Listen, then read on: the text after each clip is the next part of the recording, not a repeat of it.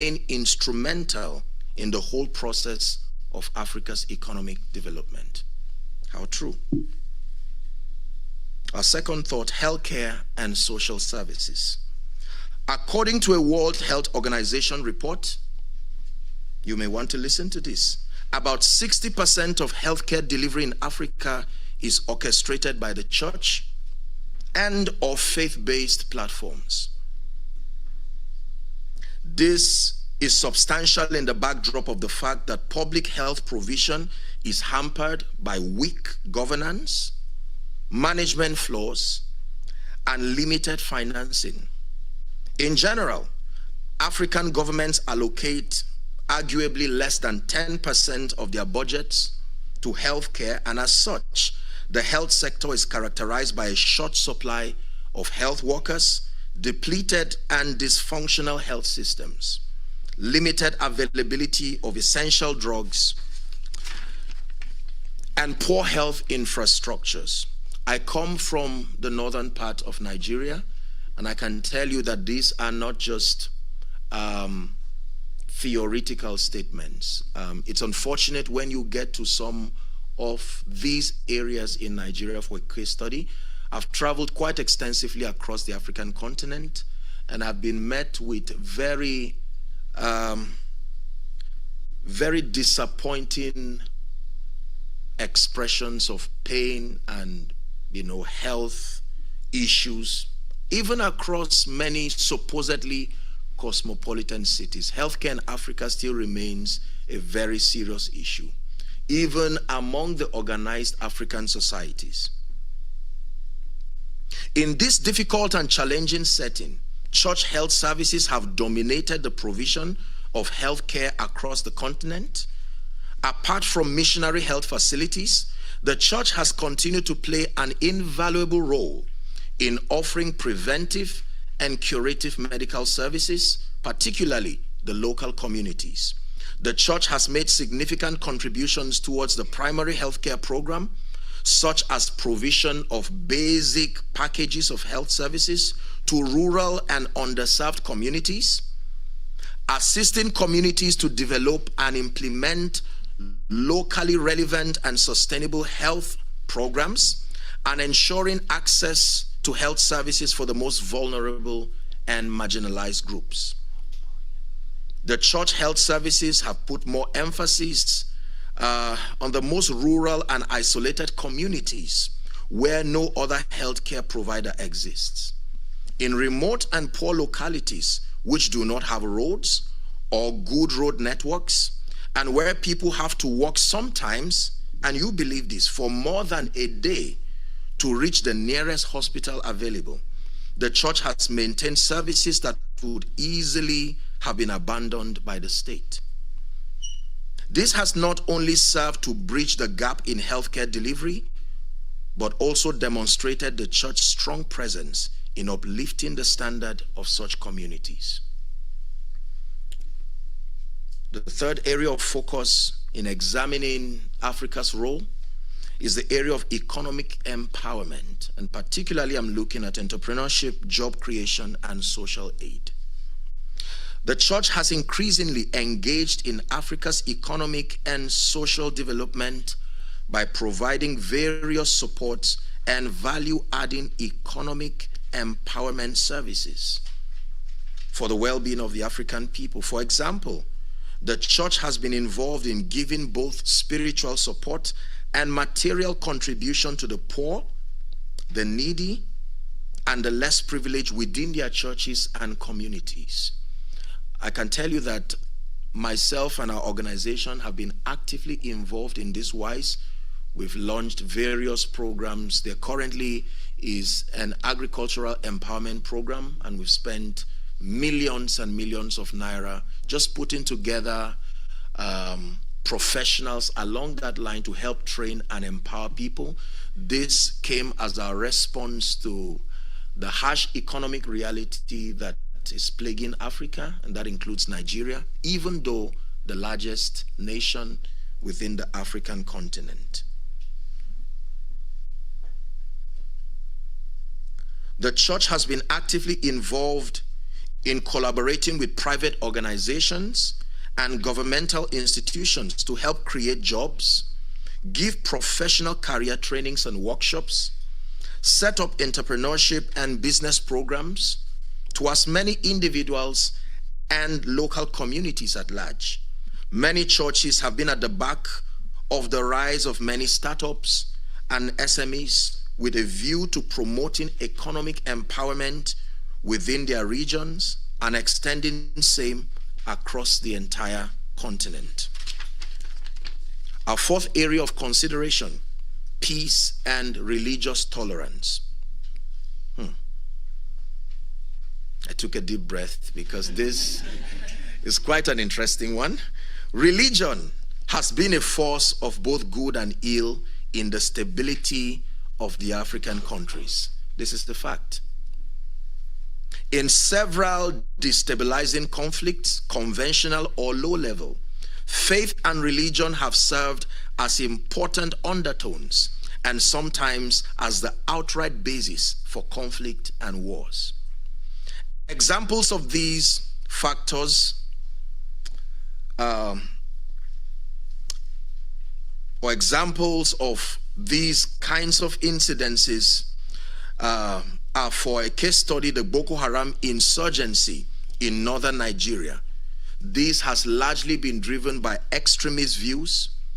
And then you may want to consider the Lord's Resistance Army in Uganda that was formed in 1987 by Joseph Kony with the aim of overthrowing the Ugandan government of Yoweri Museveni and establishing a Christian theocratic state.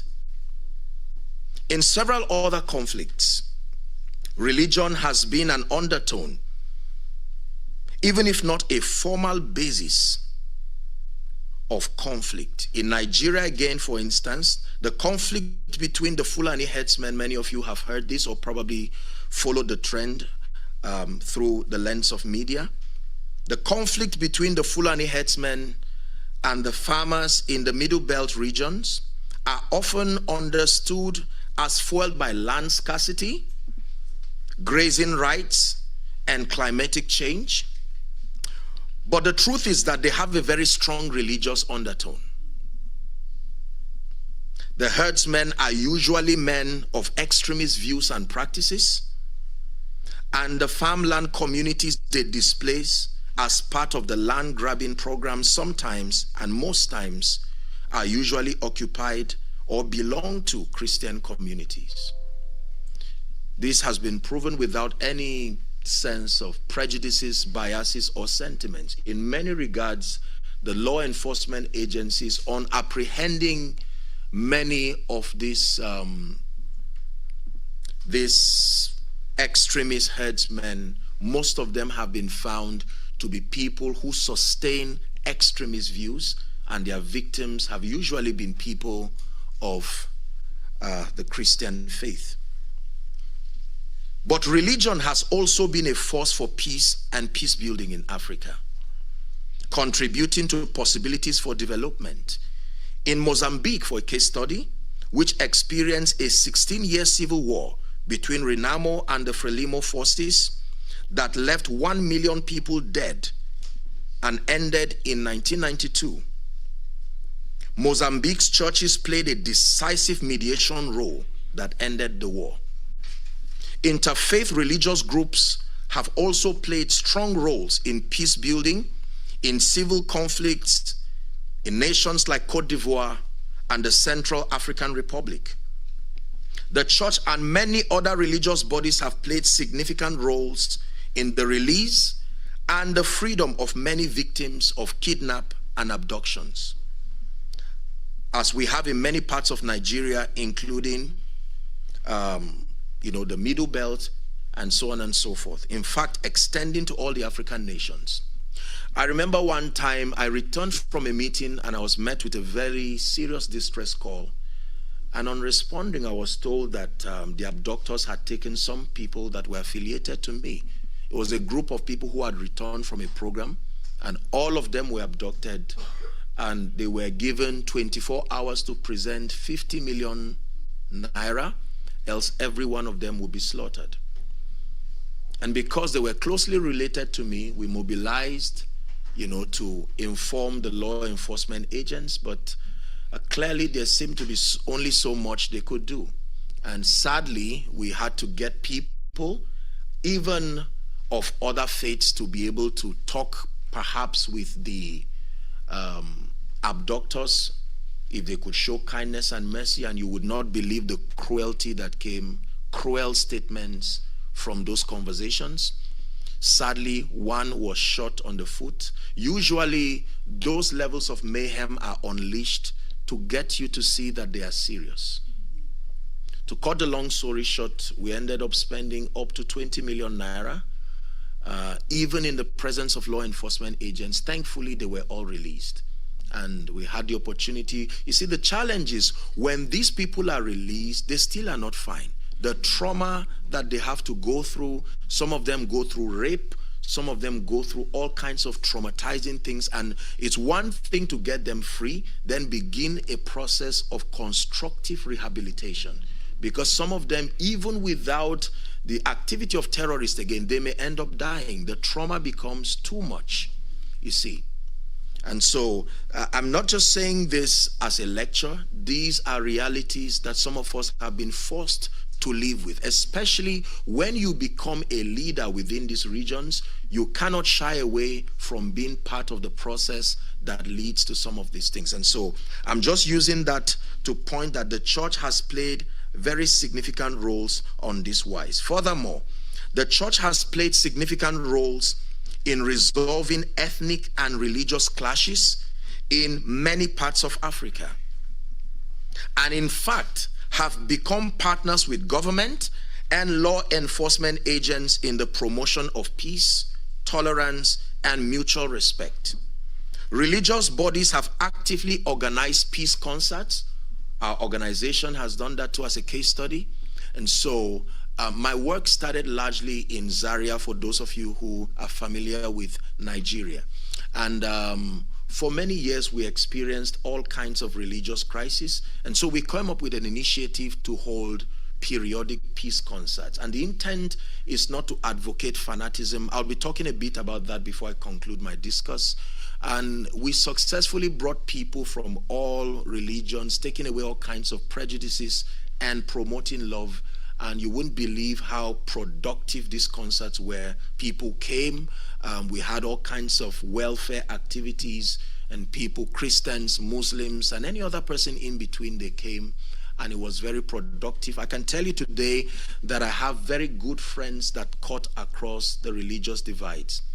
Very productive discussions. We may not agree on the core matters of faith, but I do not think it's been enough reason to hate, to fight, and so on and so forth. Are we together? Okay, so religious bodies have actively organized peace concerts, interfaith forums, sport activities, and public discussions in many parts of Nigeria and sub-Saharan Africa with a view to bridging the gap of intolerance and promoting peace and mutual respect. Challenges and criticisms. Like every and any other system led and managed by humans, there will always be limitations, compromises, excesses, and ill practices. Faith, spirituality, and religion has had its share of the aforementioned challenges. This has led to criticisms from various quarters and strong reservations as to the overall relevance and practice of faith in our contemporary society today. There is still a lot of growth and improvement, truly, that needs to be brought to the current context of faith and spirituality, particularly in sub-Saharan Africa.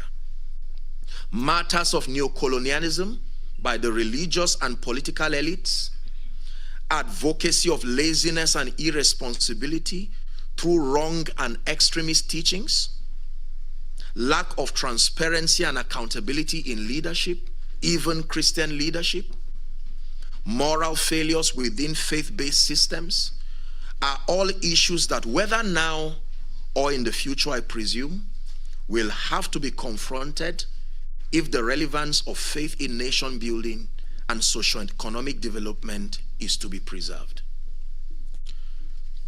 My concluding thoughts. It is very clear that faith and spirituality still hold great significance in shaping the African continent as far as its future and destiny is concerned. But it is also very clear, and sadly so, still falls short of its potential. I have a very brief discussion with the head of politics at the Abuja U.S. Embassy. Subjects that we spoke about was the idea of the kinds of teachings that people become victims of the orientations that come to them.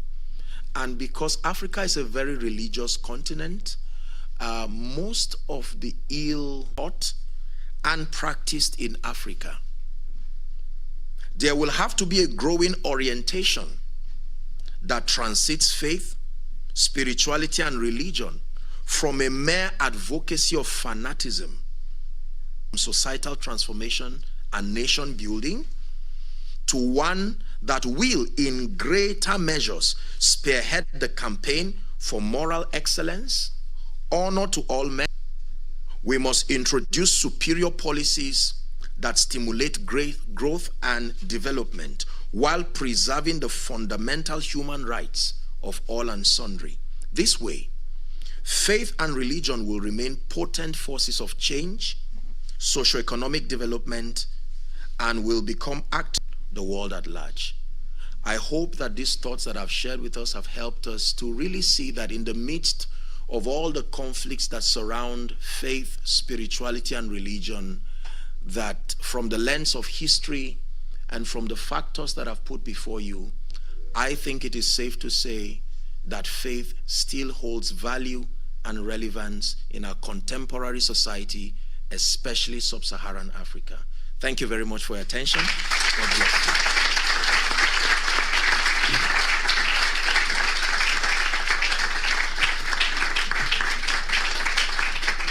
Come on, ladies and gentlemen, that was Apostle Joshua Selman. Can we make that round of applause more? Thank you very much. Thank you very much. We may now have our seats. Okay, so I know that we're going to have a lot of questions to ask. So can we just put your thoughts together, make it very brief. If I tap my microphone, it means that your question is getting too long. All right, so put that together and think it through, so we can give enough people the opportunity to speak. Ladies and gentlemen, Apostle Selman has walked us through the interconnectedness of man and the relationships and linkages that man has shown over the period. He also exposed us to the history of religion, history of faith in Africa. Some things I had never heard, even though I'm a development student. And then he went on to look at Christianity, faith, and religion, and picked on 3 poignant points where it has actually, where they have played significant roles. Education, which we all know, health and social services, economic empowerment, and peace and religious peace and religious tolerance. Interestingly, he also looked at the criticisms. So we've not probably done it fully well, and then has encouraged each and every one of us to begin to make the right changes. Ladies and gentlemen, one more time, please put your hands for Apostle Joshua Selman.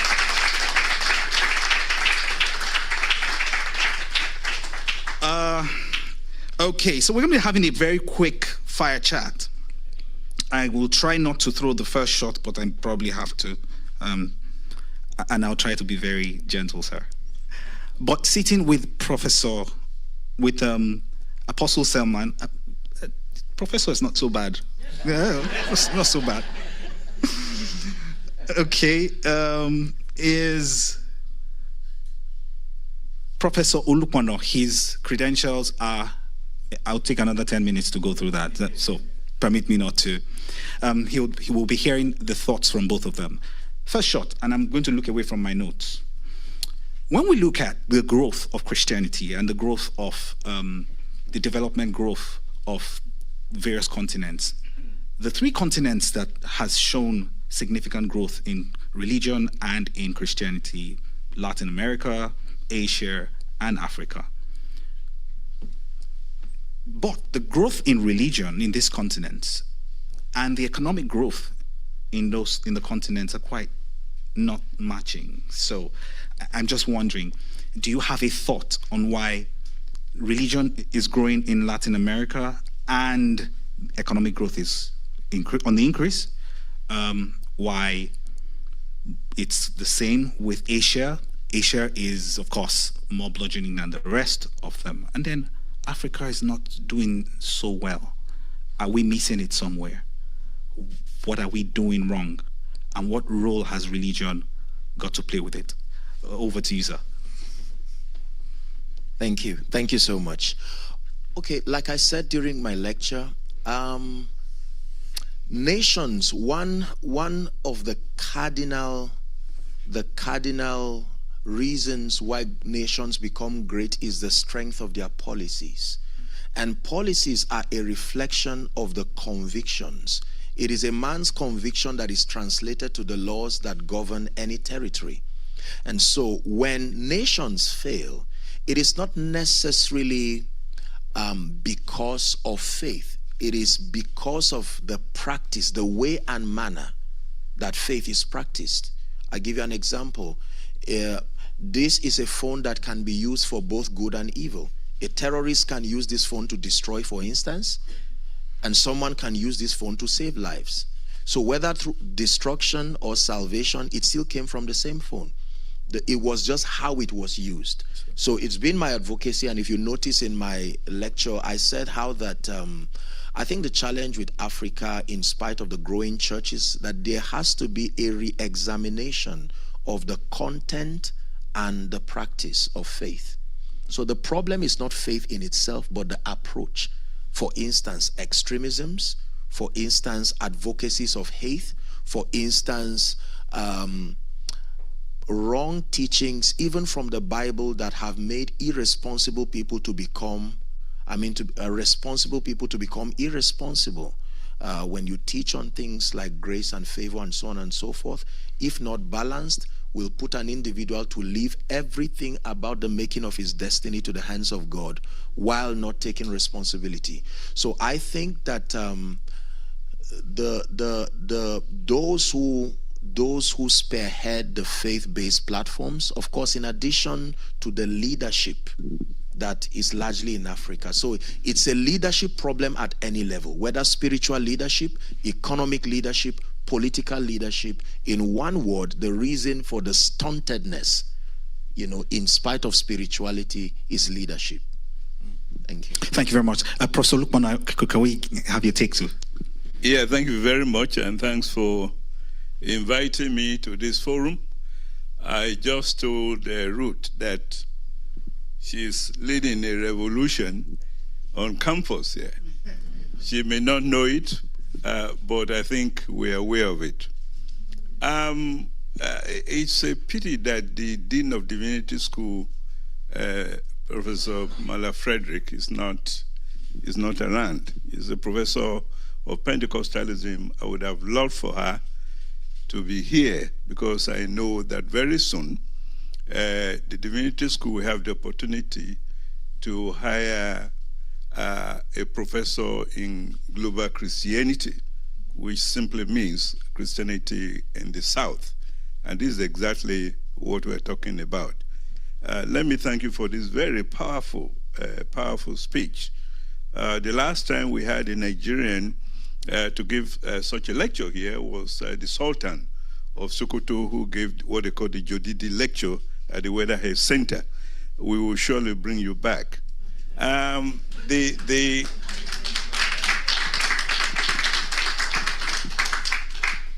was a very interesting question that you posed to us.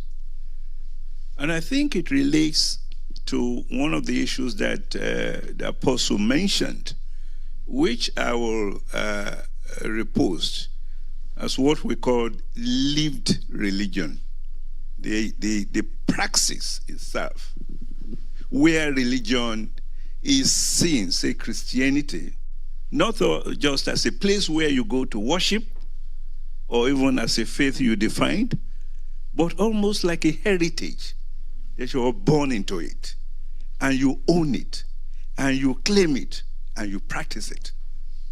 We're lacking this, and this is the root of our problem. Don't be surprised that myself and a group of people, we have taken the Anglican Church of Nigeria to court here.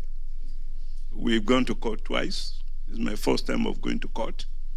But we have to to defend the faith, to defend Christianity, Nigerian Christianity in America, from, cash and carry Christianity. So until that kinds of thing, that the prophets even talked about, the Torah that is in the heart, that prepares you as a Christian, not what you just hear and you sing and you go home and you think it is finished. This is the kind of revolution that we need. And I think this is what the apostle saw. This is my first time of listening to this type of conversation. It's usually a conversation on Christianity given by scholars. And I'm glad you mentioned at least an African scholar, Bediako, in very insightful summary of the history of Christianity. I could also mention my late teacher, Ogbukalu, who used to be at the University of Nigeria, Nsukka, who unfortunately died some years ago. That praxis is important. And that praxis will also translate into governance. Why are the Christians taking bribes? Why are they involved in padding the budget? So that means that, Christianity has not entered into the heart where they are willing to die for what they believe in, and they want to be the only person that says, no, I am not going to take this. So we can go on and on. So governance is important, but governance that will make you say, I am a Christian. I am not going to take this bribe. I'm here to serve in the Senate as a Christian. I want the transformation of my people and the society. This is where I think we need to go. And these kinds of training and education, it's not the large cathedrals. We're competing over who builds the largest church in Nigeria when our youth have no jobs. Let me just say, so this is just... Thank you very much, sir. I kept tapping my mic in my head, but didn't get to do it physically. Thank you very much, sir. So because my time is very limited, I want to know if you could just signify with show of a hand, so I have 1, 2, 3, 4 questions. The other hands are coming. Let's take the first 4, and then we'll see how much more time I have. I still have my own questions, so very brief, very brief. Very brief. Thank you very much. I had the privilege of going to the same university as Apostle Selman, and not just the same university, but the same faculty. We both were engineering students. So, Apostle, I am just glad that you have taken this dimension to your evangelism, where you're concerned about development, and you are upfront about the fact that there are some of the things that we are not getting right with respect to religion. Growing up in southern Kaduna, from Kaduna State, I have seen a lot. The Sharia crisis you were talking about, I remember my house was burned in that crisis. That is one of the things that actually fueled me from an agric engineer to come here to the divinity school to have a degree there. I'm interested in understanding how religion can now be used as a force of good. And when I came here and I saw the number of people that we have from the diaspora, in the diaspora who are here at Harvard, I was excited that you have come. Can you please help us and talk to our people who are here in the kind of ways that we need to have synergy in order to build home? because it is important. I tell people I want to be here, but home needs me more. Please, yeah. I want a voice. I want a voice that is respected to speak to us who are here. What are the ways that we can, Okay.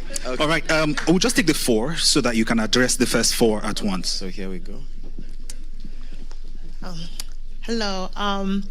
So I wanted to know, how do we get more spiritual and religious leaders to understand like their responsibility is more important than just preaching the Bible, pretty much like what you were saying, and like how do we get them to understand that it's not about building more church buildings but more church community?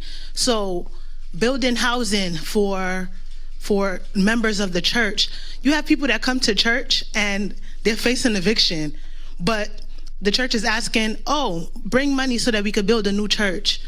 So how do we get them to understand? Like, you talked about it, but how do we actually make that happen? How do we get to see more leaders actually interested in this development? Okay. Thank you very much. Number 3.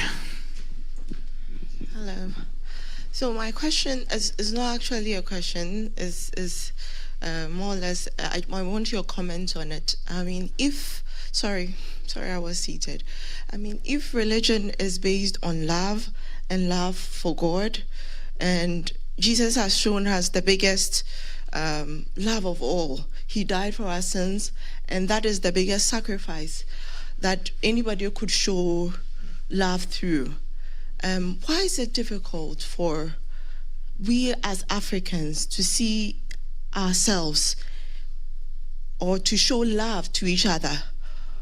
Why is it difficult that our politicians, if they claim they are Christians, they are those who give massively to the church? If you go on record, they are the ones who give sure of real, but they think it's all right to sell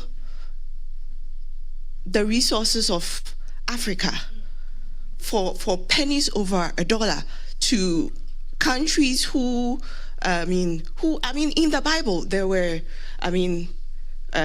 the people of Israel were always fighting. There were always conflicts on land and whatever. So meaning that it's actually biblical that every country wants to gain something. So we as Africans, if we are not protecting ourselves from what, if we are not protecting ourselves, it's actually biblical to fight for land, for resources, for their people. Do you understand? So if they giving you bribe is what will make you sell, they will do it. But we as African leaders, why are we deciding to sell our resources for people who just also want to who want something better for their own people? It's if we think love is what we stand for as Christian, we call ourselves Christian. I'm so sorry. My name is Tasha. I'm a doctor from Ghana, and I'm doing my master's here in global health. And I'm so passionate about Africa. So forgive me, I'm shaking right now because these are issues. Thank you. And we'll take the last question before we hand the microphone over to... Thank you so much for this opportunity. So my question is just straightforward. You mentioned some scholars during your lecture that talk about Christianity in Africa, and it's not about colonization and all that stuff. Do you mind just repeating those names? Because I got one down, but I missed some, because I would like to follow up on that. Thank you. Thank you very much. Apostle, over to you, sir. Thank you. So let me start with the last person. I left about 2 or 3 copies of my lecture notes behind, so you can have, yes. So that solves that. But then I think I'm really touched by. I'll try to just weave the 3 questions together because they're all interconnected. First, for you, may I request that if you can have access to our platform, please listen to my message, my teaching, my talk how nations are built. This was an Independence Day discussion in Nigeria, and that came by studying America. I took a study on America to know why America is America, and I came up with about 5 to 6 factors. Number one being the strength and the quality of the policies. Every nation is as powerful as the policies they build and allow to find expression. And policies don't fall from heaven, if for want of word. Policies are a reflection of the understanding, the orientation, and the conviction of a people. What you believe in is what is translated into law and governs your environment. And so for the gentleman asking the question, I think the first key to creating any change is to become the example of what you want to advocate. It is stronger when you are the transformed person, so you allow people to look at your life. Your life becomes a vista. It becomes the clearest portrait of what you are selling. And so most times I see your being here, and for all of you who are of the African descent, I salute your love and labor and in all that you are doing here, because this for me is a representation of your commitment to making Africa better. Talking about it, whining and complaining like many do, unfortunately, will not get the job done. Yeah, so you are taking it a step further and investing in knowledge, learning, relating with. And so the kind of, I don't know how many presidents have come out from here, and so you're dealing now with minds where the limitations of culture, the limitations that have come as a result of biases, mediocrity, and all kinds of sentiments have been taken away largely, I assume. So in learning, you are able to interact with global perspectives. Now, from that standpoint, you will clearly see the flaws that have come upon the African continent. Then from your transformation, you come up with programs. The change cannot happen until your approach is systematized. You see that? You systematize your approach by building programs that reflect your approach. And I will tell you something about transformation. Transformation is one person at a time. Most people do not understand the power of one. 1 million is 1 plus 1, help me, plus 1 plus 1. Every one you take out of 1 million stops it from being 1 million. Did you get that? So if you say 1 is so insignificant, reduce 1 from 1 million, it can never be called 1 million again. What makes 1 million 1 million is the strength of many ones. You see that? So for every one person you change, every one person who your transformative programs affect, you are increasing the momentum for territorial transformation. I think most people, and especially those of us who are of the African descent, we are used to big things, big cars, big houses. So we do not respect the power of small, constructive, effective progress. If your house is small, something is wrong with you. Your car is small, something is wrong with you. And so if you have a chance to transform people like the minds in this room now, you would prefer to make noise around a stadium than to constructively distill your knowledge to people who can create something that is potent. So for you, sir, my advice would be to continue what you are doing. You have to gain the advantage of relating with global minds. And this is what this platform provides. And so from the lens of those minds, you can come up with programs and probably tailor make it to suit the African continent. There are so many things we do. I'll give you an example. I hope I'm not wasting your time, am I? So I decided to come up with a program, my hometown back in northern Nigeria, because of the ancient history of traditional practices, the worship of the dead, and so on and so forth. In fact, some of those people have children who are purported to be the ones who become extensions of all these idol things. And so because of that, they're not allowed to participate in secular education and several other things. And I decided to come up with an approach to deal with this. First, because I am one person who believes in the power of faith and spirituality. So our approach was prayers. You see that now? This is my approach. But then we did not stop there. We went ahead to begin to, right now we're doing, I don't know number what now, but the project was to build a number of boreholes and transformative projects. And once people begin to see you translate spirituality to a context they can relate with, now they are ready to listen. Even if they won't believe, they will respect the fact that there are fruits to your advocacy. It's not blind fanaticism. We began to lead a campaign of scholarships from the elementary stages to the advanced stages, now to college.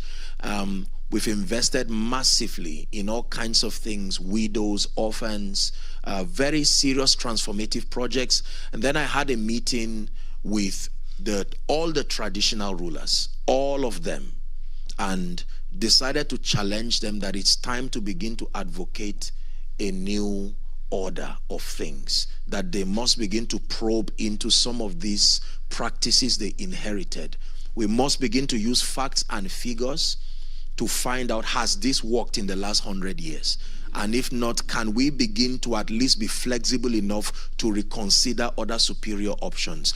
And in the presence of a few things that you may have done, it now gives them the motivation to say, look, if this man has done this far, and this has come as a result of the fruit of your orientation, let's give it a try. And I can tell you, it's remarkable what is going around my place right now. We've invested so much in the prison, say in Zaria, northern Nigeria. I have a very strong relationship with the people. We've provided all kinds of things, generators, food, every time, during Salah, during Christmas. In our social responsibility, we never bring prejudices of religion. Never. And so you would find me with the Muslim leaders and all kinds of people. I greet them, I joke with them, I pray with them. In fact, one of my closest friends in northern Nigeria is a Muslim. He has a school, he has a hospital, and during my birthday last year, he wanted to buy me a Quran, a Bible, and a Torah. But he didn't know how I'll feel about it. And I told him, I said, next time, go ahead. You're talking to a sensible person. Just because I'm a Christian didn't mean I threw away my reasoning. You just let me have those materials and I'll consult them as occasion serves. So I think that we have to contend for transformation. Many people who see the need for change are not transformed enough to respond to that change. Did you get what I said? That answers the other question, my dear. And so if we are to create a debate here on social media, you'll be amazed at the number of unintelligent people who will be interested in responding. But it ends up as noise coming from different angles. The reason is because everything depends on transformation. You cannot change a system you are currently a victim of. You have to come out of that system mentally. You see that? Then you will now be able to create programs that gradually, it won't happen overnight, I can tell you, gradually begins to influence the system. For those of you who are particular about the spread of Christianity, my apologies for just stretching a bit. I just wanted to bring perspective to what you were saying. Jesus started with 12 disciples. Am I right on that? And then, you know, the Bible and Christian writings would tell us that then 120 people, look how small they were.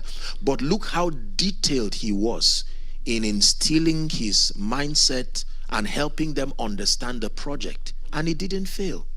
You see that now. So imagine that he tried to do that to the 5,000 he fed. He only fed them and let them go home.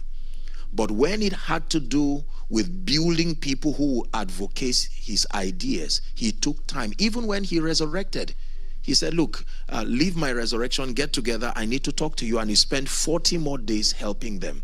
So I think that that is the idea that we must have. Everyone who participated in this lecture and this talk, you must believe that you're not just a number in the midst of many. Until you see yourself as an advocate that can bring change. Remember my example of 1,000,001? So you are one, but you are a significant one. Do you know why? Because you are one who is in an ongoing process of constructive transformation. This is what makes one person to be as strong as a nation. Nations were changed by many, but they were changed by one.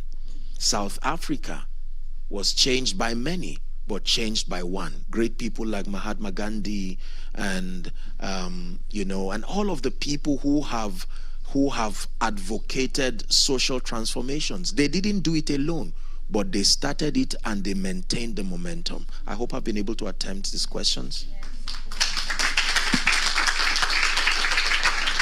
Thank you very much, Prof.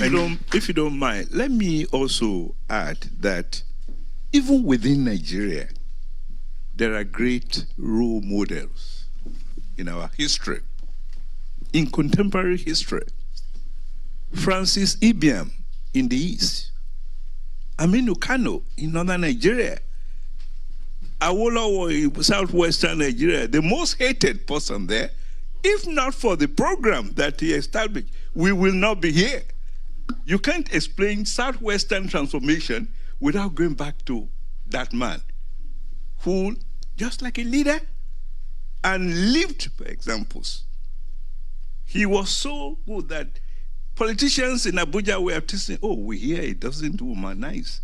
How can you be a politician and be staying with one wife? The kinds of useless debate they were making when the man was busy transforming southwestern Nigeria. So what I'm trying to say to you is that also look inward, that within the country itself, there are great men and women who played important roles that we are able to emulate. And this should also serve as examples for us. Thank you very much, sir. Distinguished guests, ladies and gentlemen, please, one more time, can we put our hands together for these very distinguished personalities? I didn't hear those round of applause. Thank you, thank you, thank you, thank you very much. I will crave your indulgence one more time before I leave the podium, and that is, and I know I'm going to be flogged for this, that's why I'm looking forward and not backwards. Look, she has had sleepless nights trying to put this together. I know no one is going to get the opportunity to give her a round of applause. So one more time for Professor Mrs. Okediji. Sit. No, sit.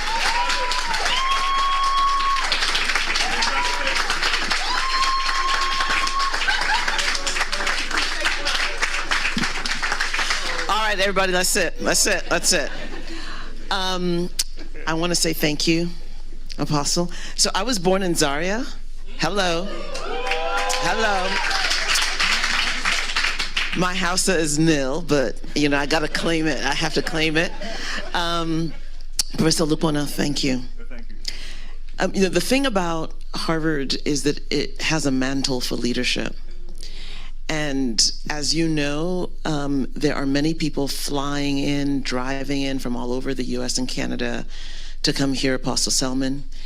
We wanted this event to be focused on Harvard, on students, on people who are connected to an institution that has a mantle and a legacy. And so know that you are here by appointment and by assignment. And know that because that is the reality, you have a responsibility to your generation, to your community. It is not enough to hear, we must be doers. And so I really want to encourage you to sit. We are an academic institution, and so what do you do after class? You take your notes, and when you're studying for exams, you go over them.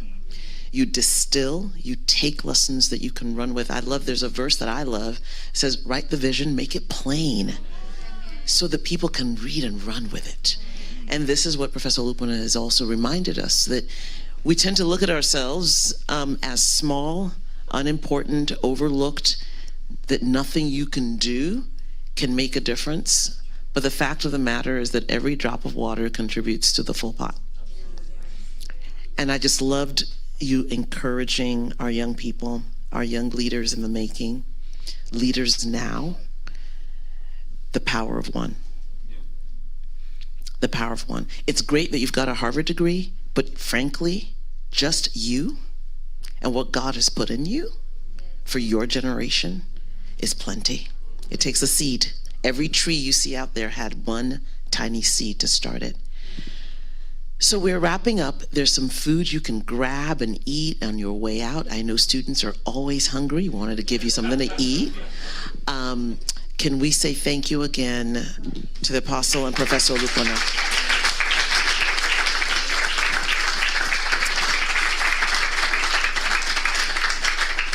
One last thing that I want to say to all of you. Everything Apostle Selman lectured on today is true about America. This is a church problem. It's a faith problem. And the same challenges that we are seeing and that Apostle Selman mentioned in the context of the Global South and Sub-Saharan Africa, we are seeing it in the U.S., in this land as well. And we don't have the time. We're going to bring him back for another lecture.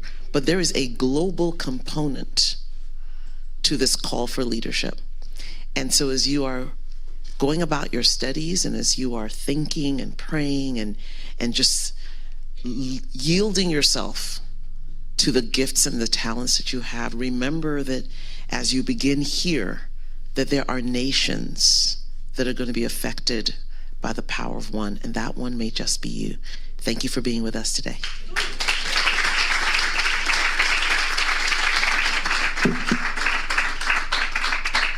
All right, eat, go to the back, grab food and run.